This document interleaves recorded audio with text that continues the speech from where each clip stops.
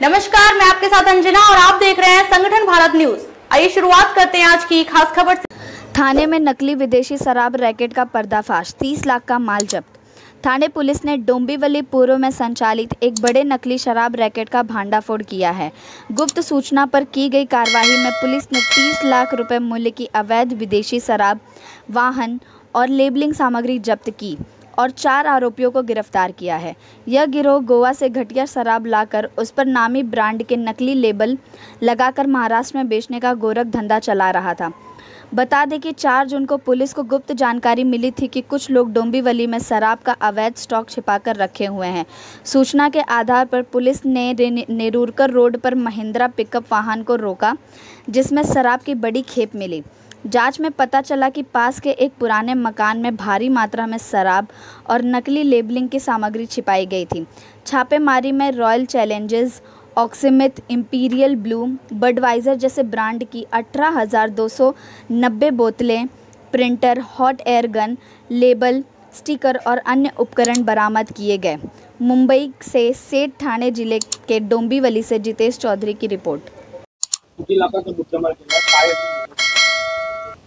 गुन्हे शाखा ठाणे शहरचे घटक 1 चे इंचार्ज सचिन गायकवाड यांना गोपनीय माहिती मिळाली होती की डोंबिवली पोलीस स्टेशनच्या हद्दीमध्ये नेरूळकर रोड सुदामवाडी या ठिकाणी गोवा येथे बनवली जाणारी विदेशी दारू, जी महाराष्ट्रामध्ये विक्रीसाठी ज्याला बंदी आहे, अशी दारूच्या बॉटल्स त्या ठिकाणी आणून त्याचं लेबल, त्याचं पॅकिंगचं जे मटेरियल आहे ते सर्व चेंज करून महाराष्ट्रामध्ये विक्रीसाठी असलेले जे अधिकृत लेबल आहेत ते त्याच्यावर लेबल आणि रिपॅकिंग करून त्याची विक्री महाराष्ट्रामध्ये बऱ्याच ठिकाणी त्या दारूची विक्री होत आहे, अशी माहिती त्यांना मिळाली होती। त्या अनुषंगाने घटक 1 चे इंचार्ज PI सचिन गायकवाड यांनी ACP शेखर बागड्याच्या मार्गदर्शनामध्ये, त्याचबरोबर PSI घुगे आणि त्यांच्या टीमने त्या ठिकाणी जाऊन छापा कारवाई केली, ज्यामध्ये घटक 1 च्या टीमला एकूण जवळपास 450 विदेशी दारूचे बॉक्स मिळाले। जवळपास 18,000 पेक्षा जास्त विदेशी दारूचे त्या बॉटल्स आहेत। त्याचबरोबर प्रिंटिंग मशीन, प्रिंटिंगसाठी लागणारे साहित्य, हॉट एअर गन आणि इतर काही साहित्य जे छापाईसाठी किंवा लेबल चिकटवण्यासाठी जे काही वापरण्यात येत होतं, असं साहित्य देखील त्या ठिकाणी मिळून आलं।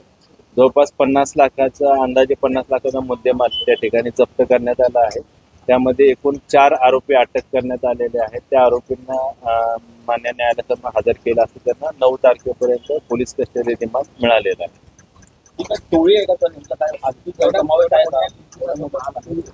हा जो माल आहे तो गोवा राज्यातून ते आणत होते आणि इथं त्याचं रिपॅकिंग आणि रिलेबलिंग करत होते आणि महाराष्ट्रामधले बऱ्याच जे वाईन शॉप आहेत, ठाणे जिल्ह्यातील असतील किंवा आजूबाजू परिसरामध्ये जे काही वाईन शॉप आहेत, त्या वाईन शॉपमध्ये ते महाराष्ट्रातील जी विक्री किंमत आहे, MRP किंमत आहे, ते किमतीचं ते लेबल लावून ते विकत होते। त्या अनुषंगाने ते फायदा कमवत आहे।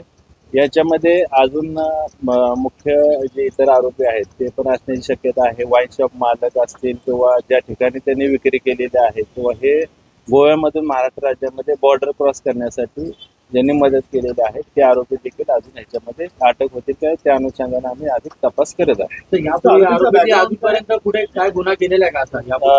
हे जे 4 आरोपी आहेत त्यापैकी एक चालक आहे आणि त्या कारखान्यामध्ये जे रिलेबलिंग आणि रिपॅकिंग करणारा जो कारखाना होतो त्यातील लेबर आहेत। एक महिंद्रा पिकअप जे ही दारू वाहतूक करणारा जो वाहन होतं त्या वाहनाचा तो चालक आहे। तर याच्यामध्ये तो मुख्य पुरवठादार जो आहे तो पकडला गेलाय का? त्या अनुषंगानेच तपास सुरू आहे। मुख्य पुरवठादार जो गोव्यावरून माल इकडे सप्लाय करत होता महाराष्ट्रामध्ये, त्याचबरोबर हे लेबलिंग आणि रिपॅकिंग करून महाराष्ट्रातल्या कोणकोणत्या वाईन शॉपमध्ये किंवा कोणकोणत्या बिअर बारमध्ये याची विक्री करत होते, त्या अनुषंगाने देखील आमची घटक 1 ची टीम तपास करत आहे। आरोपी सध्या पोलीस कस्टडीमध्ये आहे।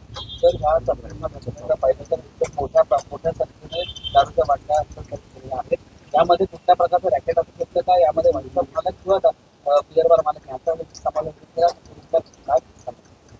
यामध्ये महाराष्ट्र राज्यामध्ये विक्रीसाठी बंदी असलेली दारू ही गोवा राज्यातून आणण्यासाठी जे कोण टोळे असेल किंवा बॉर्डर क्रॉस करण्यासाठी ज्यांनी कोणी मदत केली असेल त्या आरोपीचा देखील शोध चालू आहे।